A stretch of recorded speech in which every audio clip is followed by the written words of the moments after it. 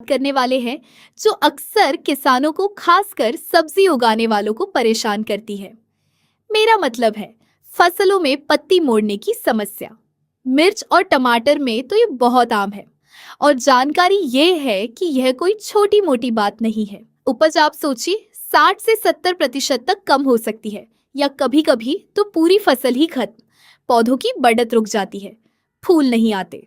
तो चलिए इसको समझते हैं, ये होता क्यों है और कैसे निपटा जाए इससे। हाँ बिल्कुल, और इसमें जो सबसे दिलचस्प बात है वो यह कि लगभग आप मानिए 90% मामलों में पत्ती मुड़ने का कारण यह रस चूसने वाले कीट ही होते हैं, जैसे माहू यानी एफिड्स, थ्रिप्स हो गए, सफेद मक्खी, यह सब। अच्छा 90% ये तो बहुत ज्यादा है।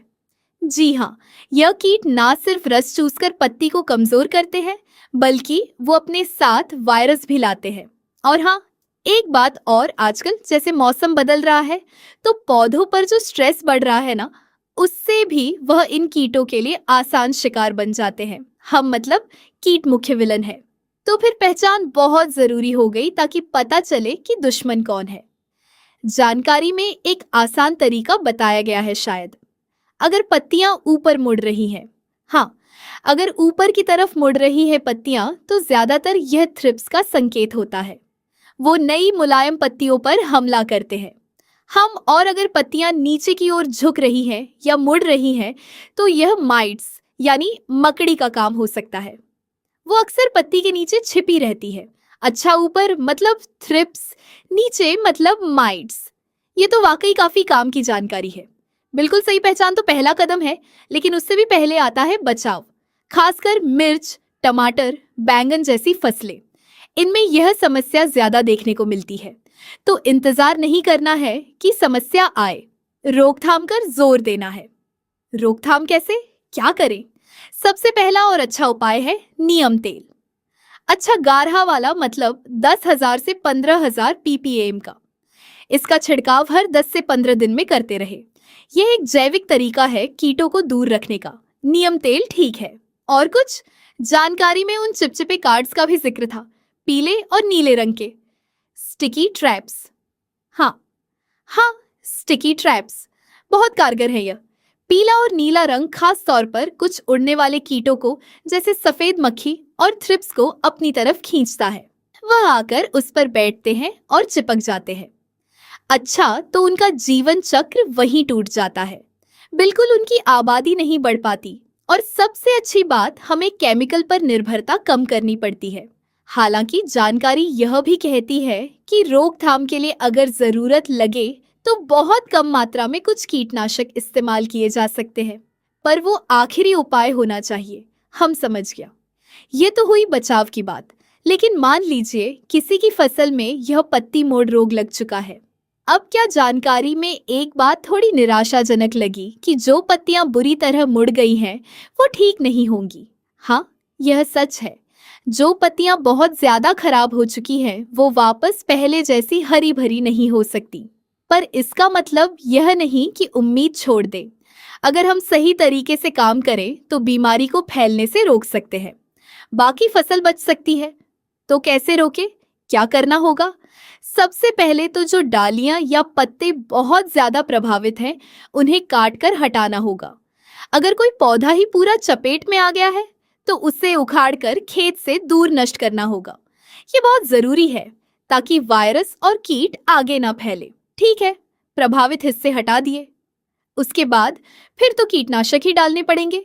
हाँ, उसके बाद फिर असरदार कीटनाशकों का इस्तेमाल करना होगा। जानकारी में कुछ अच्छे विकल्प दिए गए हैं और यह भी बताया है कि अगर वही ब्रांड ना मिले तो उसी टेक्निकल वाला, मतलब जिसमें वही केमिकल हो, वो दूसरा प्रोडक्ट भी ले सकते हैं। कौन कौन से है वो? कुछ नाम बता सकती है? हाँ, पहला है बायर का मोमेंटो एनर्जी। इसमें 2 टेक्निकल है, स्पिरोटेट्रामैट और इमीडाक्लोप्रिड। ये पौधे के अंदर घुसकर काम करता है। इसकी मात्रा है 2 मिलीलीटर प्रति लीटर पानी और इसे फफूंद नाशक के साथ मिला सकते हैं। अच्छा, मोमेंटो एनर्जी और दूसरा है बायर का ही जंप। इसमें फिप्रोनिल 80% WZ होता है। WZ मतलब दानेदार, जो पानी में घुल जाता है। इसकी मात्रा कम लगती है।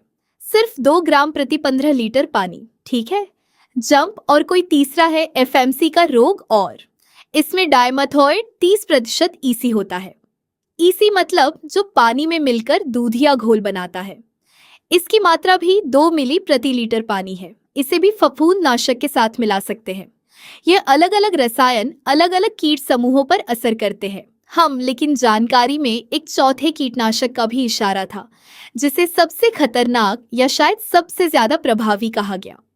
पर उसका नाम, उसका जिक्र तो है, लेकिन नाम बताने से ठीक पहले जानकारी खत्म हो जाती है। वो एक रहस्य रह गया है। दिलचस्प। खैर, तो कुल मिलाकर बात यह है कि पत्ती मोड़ रोग गंभीर है, नुकसान बड़ा कर सकता है। लेकिन अगर हम सही जानकारी रखें, बचाव के तरीके अपनाएं, जैसे नियम तेल, स्टिकी ट्रैप्स, और अगर संक्रमण हो जाए तो सही पहचान करके प्रभावित हिस्से हटाकर फिर सही दवा का इस्तेमाल करें, तो नुकसान को कम किया जा सकता है। मतलब बचाव ही सबसे अच्छा इलाज है। बिल्कुल। लेकिन यहाँ एक सवाल और उठता है, क्या सिर्फ केमिकल ही उपाय है? जानकारी ज्यादातर रासायनिक समाधानों पर ही फोकस करती है, पर हमें शायद एकीकृत कीट प्रबंधन, जिसे आईपीएम कहते हैं, उस पर और ध्यान देना चाहिए। आईपीएम मतलब कीटों से निपटने के लिए सिर्फ एक नहीं बल्कि कई तरीके एक साथ अपनाना, जैसे मित्र कीटों का इस्तेमाल करना या ऐसी किस्में उगाना जिनमें यह रोग कम लगता हो। सिर्फ केमिकल पर निर्भर ना रहना। सही बात है।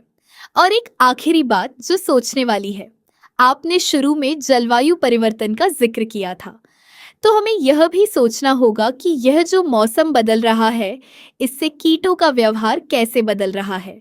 क्या वह और खतरनाक हो रहे हैं? और भविष्य में फसलें बचाने के लिए हमें और क्या नई रणनीतियां बनानी पड़गी?